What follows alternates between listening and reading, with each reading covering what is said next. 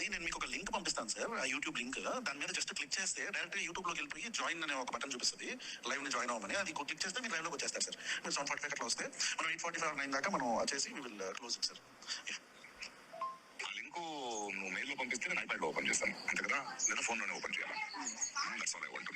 దానికి ముందు 1 hour ముందు I will talk to you.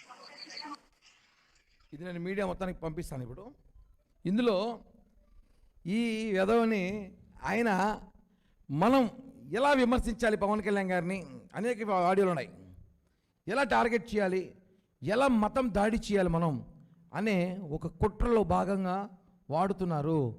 కనిపించేది వీళ్ళిద్దరే, రావణు శ్రావణు. వెనకాల నడిపించే దాంట్లో వెనకాల ఉన్న వ్యక్తులు ఈయన చిరంజీవి గారి పేరు, పవన్ కళ్యాణ్ గారి పేరు చెప్పుకొని బతికే ప్రకాష్ రాజ్ గారిని జస్ట్ ఆస్కింగ్. మేము కూడా ఏ రోజైనా జగన్మోహన్ రెడ్డిని మీరు దళితులపై దాడి చేసినప్పుడు, డాక్టర్ సుధాకర్ చంపేసినప్పుడు జస్ట్ ఆస్కింగ్ ప్రకాష్ రాజ్, నువ్వు ఎందుకు ట్విట్ పెట్టలేదు, మాట్లాడలేదు?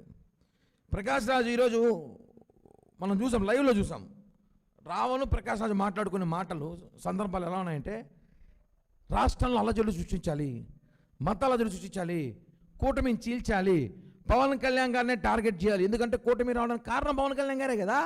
పవన్ కళ్యాణ్ గారిని టార్గెట్ చేస్తే ఇంకా ఆల్మోస్ట్ కూటమి చీలిపోతుంది, కులం చీలిపోతుందని చెప్పి కాపుల మధ్య తీసుకోవడానికి ప్రయత్నం ఇది. ఈరోజు అదేవిధంగా సోషల్ మీడియాలో కుట్రపూరితంగా డిబేట్స్ ఇద్దరు కలిసి నడుపుతారు. మనం చూసుంటాం. ఆయన ఒక డిబేట్ పెడితే ఆయనకి సానుభూతి, అయ్యయ్యో వాడు పిల్లోడు మంచోడయ్యా, వాళ్ళు అన్ని స్టేషన్లు తిప్పుతారేమి న్యాయం అంటాడు. వాడు బయటికి రాగానే ప్రకాష్ రాజు గారి వాయిస్లో నిజముంది, ఆయన మాట్లాడిన వాస్తవాలు, ఆయన నీతి నిజాయితీ అంటాడు ఆయన. వీళ్ళ డ్రామాలు.